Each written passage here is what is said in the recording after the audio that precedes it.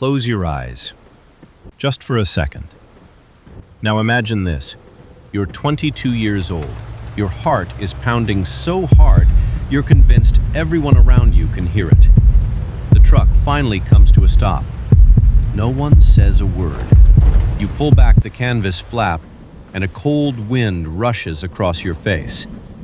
This is France. Not the France from postcards, not the France tourists dream about. This France smells of smoke, burned timber, and gunpowder. The church tower ahead has been shattered. A farmhouse still burns in the distance. Somewhere beyond the trees, artillery shakes the earth beneath your boots. You take one deep breath. This is really happening. The man beside you quietly makes the sign of the cross. Another reaches into his pocket, pulling out a photograph that's already beginning to fade. He stares at it for only a second, then slips it back into his jacket. No one knows if they'll live long enough to see home again. Then your sergeant breaks the silence. Move! The back of the truck swings open. One by one, everyone jumps into the mud. You follow. Your boots sink instantly. The ground is cold, heavy. Every step feels like it's pulling you deeper into the war. You reach for your equipment, expecting the familiar weight of a rifle. Instead, your hands find folded rubber. You freeze. Rubber? For a moment, you wonder if someone loaded the wrong truck. A soldier beside you lets out a nervous laugh. They're sending us to fight Hitler. With balloons? A few men smile, just for a second. Then the laughter disappears, because somewhere, beyond those quiet fields, German soldiers are waiting. And if they discover what you're carrying, no joke will save you. The officers gather everyone together. Maps unfold across the hood of a Jeep. No one raises their voice, no dramatic speeches. Only one sentence, spoken so quietly, you almost miss it. Your job isn't to fight the enemy. It's to fool them. You look around. Artists, painters, architects, advertising designers, set builders, men who, only a few years ago, argued about colors, not battle plans.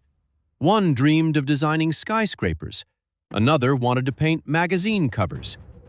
Now, their canvas is a battlefield. By 1944, World War II had entered one of its most critical stages. The Allies had landed in Normandy, but getting onto the beaches was only the beginning. Ahead lay hundreds of miles of occupied Europe. Every village, every river, every crossroads could become another deadly battlefield. The German army was still disciplined, still dangerous, still watching the skies. One wrong move by the Allies could cost thousands of lives in a single day. The generals knew they needed more than tanks, more than rifles, more than brave soldiers.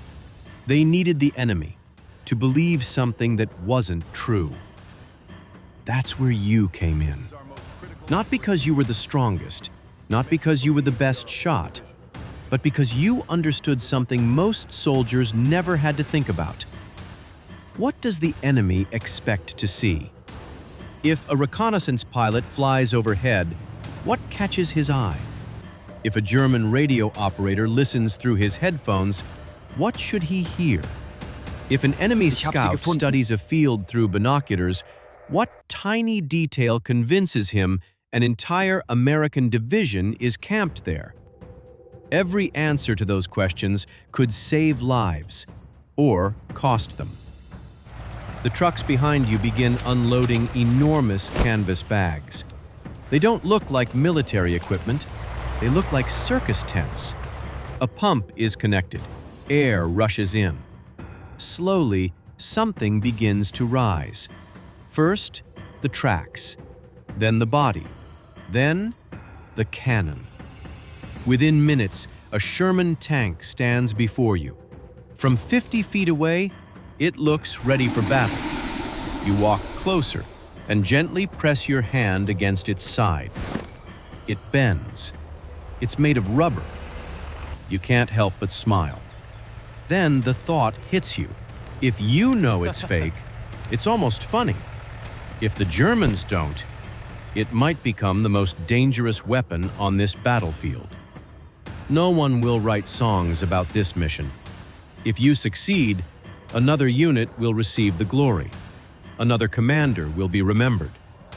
The soldiers whose lives are saved may never even know you were here. History may never learn your name.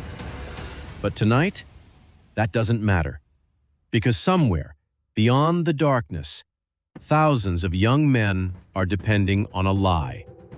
And before this war is over, the world will come to know that lie as the Ghost Army.